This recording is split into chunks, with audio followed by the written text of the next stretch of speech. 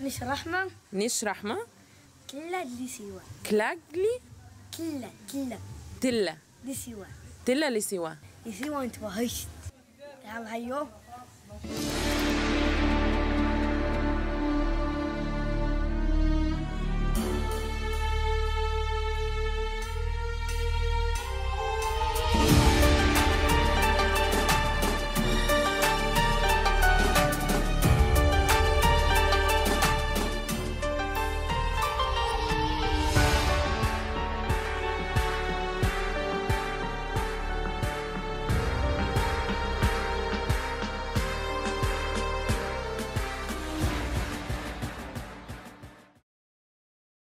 أول فيديو عملته كان في سيوة من البحيرات المالحة.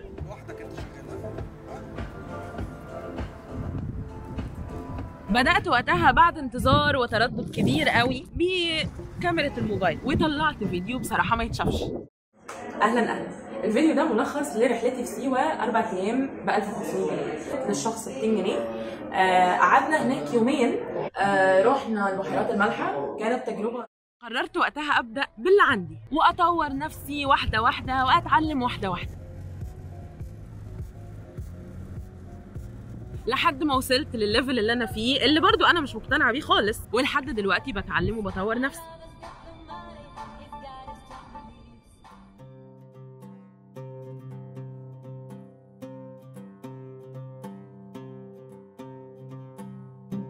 وده تذكير ليا وليكوا بان مهما يكون هدفكوا باين ان هو بعيد او صعب، ابدأوا وهتلاقوا حل لكل مشكلة. يلا تعالوا نطوا.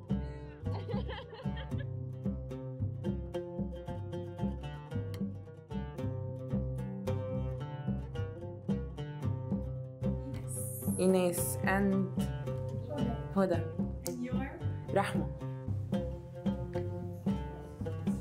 وصلنا بعد 12 ساعة يعتبر أو 11 ساعة، المفروض كانوا 8 قلبوا 12. يلا الحمد لله. تعالوا بقى أحكي لكم وأوريكم أنا عملت إيه في سيوة. مظبوط. فوكس يا بابا. أوكي. لسه بيظبط؟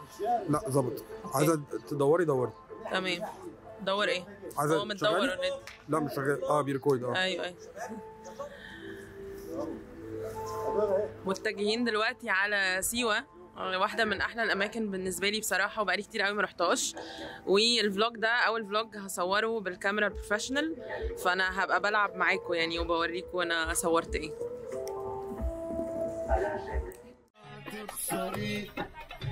يلا بينا يا صاحبي. الحلوة اللي بعتني تبقى قد عمري، هي العين والنني السفرة جوا قلبي. رحتها مرتين قبل كده، والمرة دي كانت يوجا ريتريت نظمها واحد صاحبي.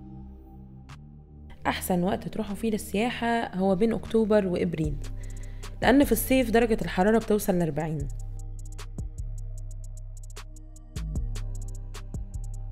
أول مكان رحناه كانت بحيرة مالحة، اخترناها عشوائيا من بين بحيرات ملح كتيرة جدا هناك.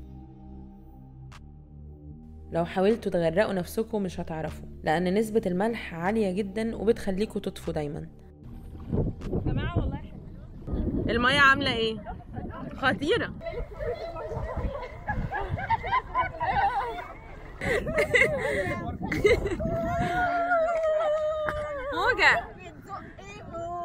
موجة.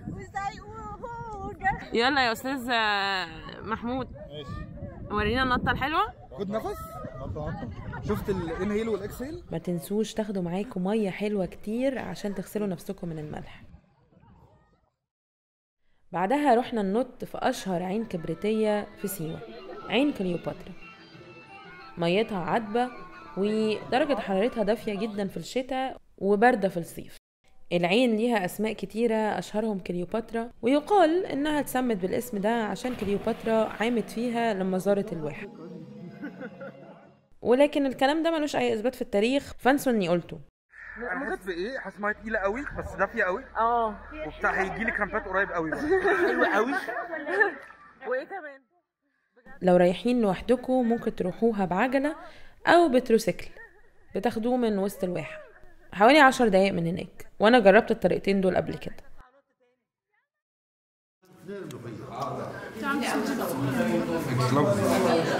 مالها الملوخية يا اندرو؟ فريش الفريش الفريش الفريش بجد خطيرة يعني يبقى متنشفة ما هي ناشفة. لا عارفة هي كان في الصعيد زمان بيعملوا ملوخية اسمها شلولو، دي زي الشلولو كده بس سخنة بقى. هاي اطيب وطالب واحد لحمة زيادة واحد فراخ زيادة. ماشي دي قصة تانية. فراخ. خلينا في الأساسيات. شكرا. فراخ. وانا باينة؟ لا رقبتك بس كده باينة؟ طب يا جماعة انا هوقف بقى تصوير دلوقتي عشان انا جعانة وهاكل بصراحة. بس هو الاكل خطير.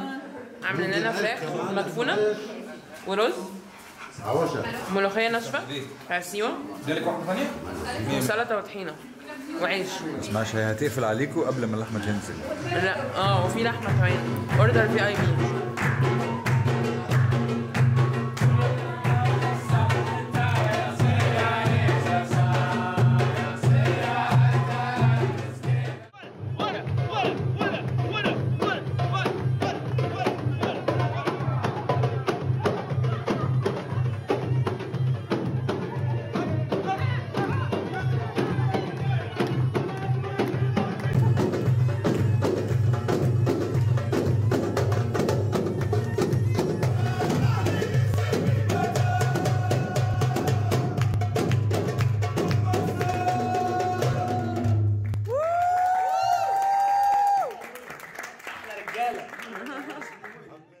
ريحة جوهرة؟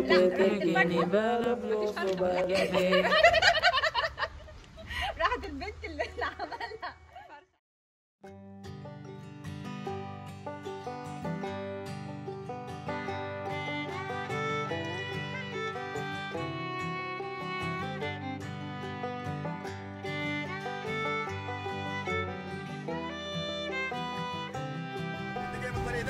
طريق مش شمال عشان تعمل حسابك كله يمين يمين، كله يمين يمين وانا رايح.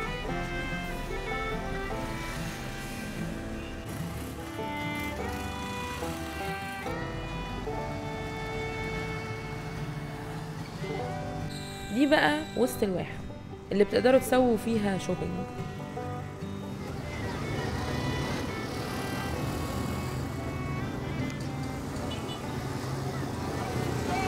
عندك مشكلة لو صورتك؟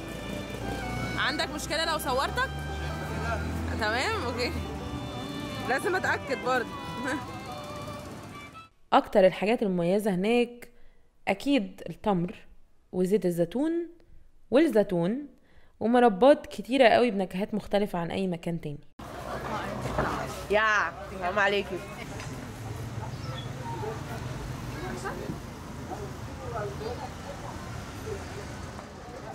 ده الله حلوة قوي. ايه دي اللي حلوه؟ البتنجان. ماشي. بس قاسي ها؟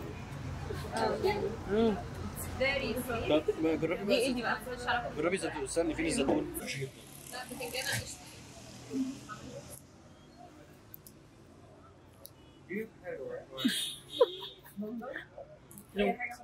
بتنجان يس زيتون. صباح الخير. عندك زيت زيتون؟ في زيتون. عايزة 2 لتر.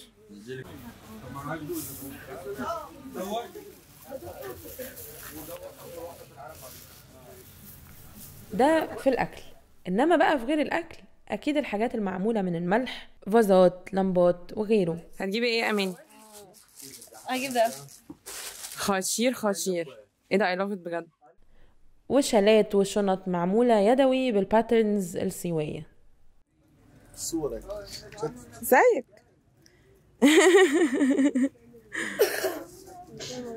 يوسف هو ده التوب البنت اللي مش متجوزة بتلبسه؟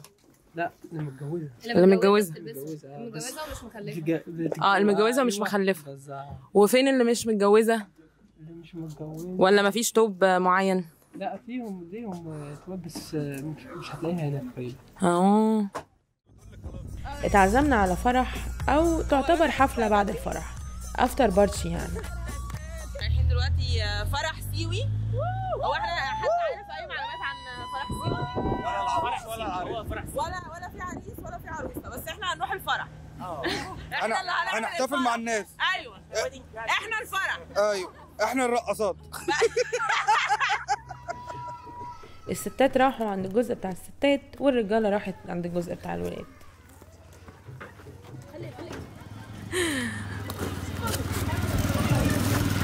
احنا خلاص مشان اهلا ازيك.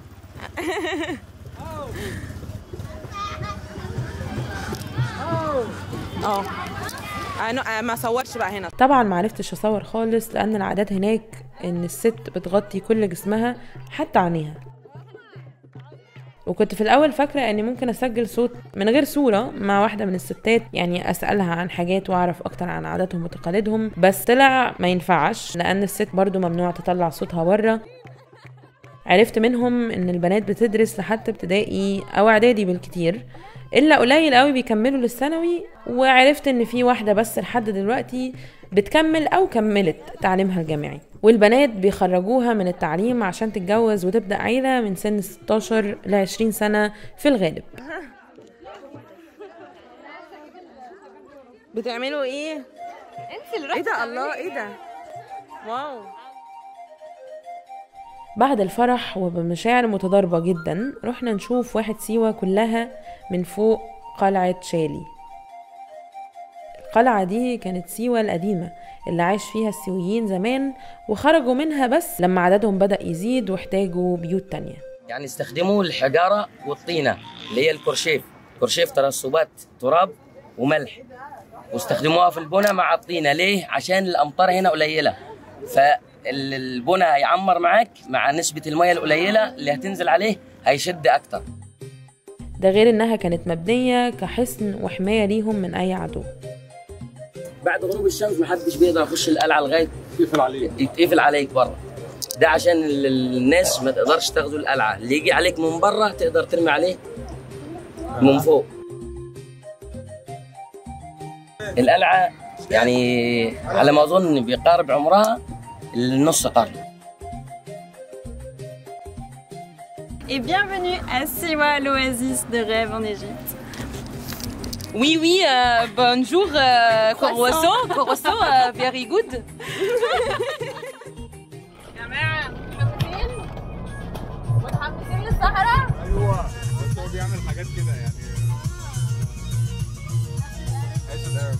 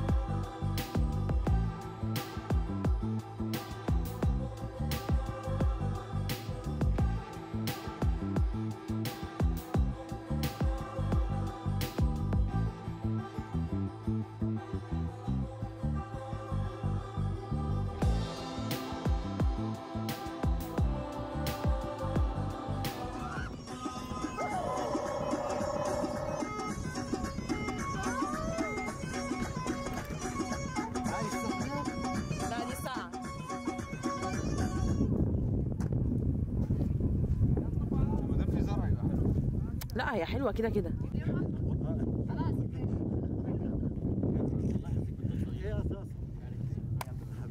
جماعة خطيرة في نص الصحراء، في أحلى من كده؟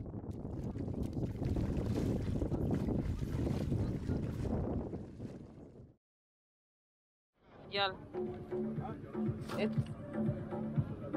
لا ده فيديو يا ولا. انا عايز فيديو. فيديو بقى، فيديو موبايلي انا كمان.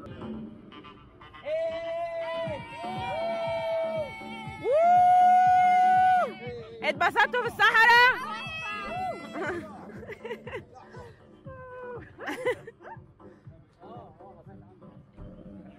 خطير.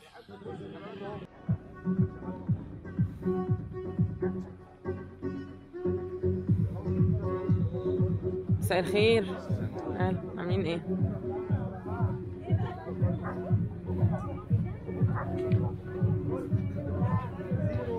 تمام. هو ايه اللي بنعمل ايه؟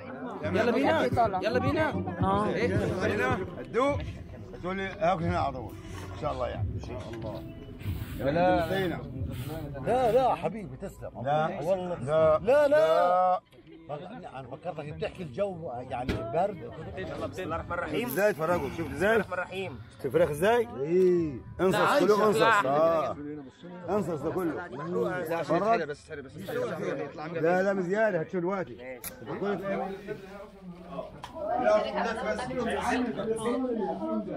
انت عايز اوريك ولا سيبك؟ تمام. اقصى سجن حوزه اقصى سجن ها تباشك اندرو اهو خلاص. لحد عايز خضار سخنه في خضار زي حمزه ها سخنه. ايوه سخنه. لا هو اوريدي احنا بنعمل من امبارح. يا جماعه هنا الملوخيه بيعملوها ناشفه بقى كده، مش زي عندنا. شايفين تقيله قوي. نزلنا عين ميه سخنه هناك، درجه الحراره كانت 8 وبصراحه كنت متردده انزل، بس لما نزلت ما ندمتش خالص لان درجه حراره الميه كانت سخنه جدا. بصراحه احلى حاجه ممكن تعملوها عشان تستجموا.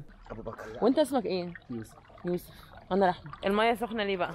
هي عشان هنا بص الميه بتاعتنا هي اي ميه على الغليان تحت على عمق 1000 متر بتطلع الميه فواره. الميه فواره ليه؟ لان هو نسبه الحراره الغليان البراكين اللي تحت بعد عمق 1000 متر بتلاقي الميه فواره بتطلع دافيه. ايوه فهي اللي بتطلع، ولما تطلع المواسير بتبقى نسبه الحديد عاليه، فنسبه الحديد معروفه بتبقى ايه؟ سخنه. فهي بتطلع عشان كده الميه بتبقى سخنه. يعني دي مسخنات يا محمد؟ ده طبيعي.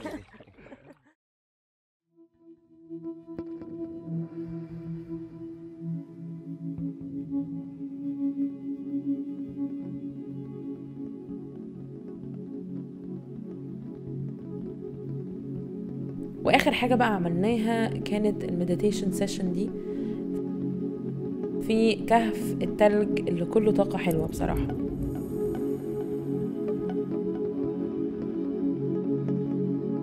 وللاسف نهينا رحلتنا هنا. الرحله كلها كانت حوالي 3 ايام، وطبعا لو قعدنا اكتر كان ممكن نعمل حاجات اكتر بكتير. قولوا لي تحت في الكومنتات ايه اكتر حاجات المفروض اعملها لما اروح المره الجايه، وايه رايكم في التصوير والاديتنج بتاع المره دي.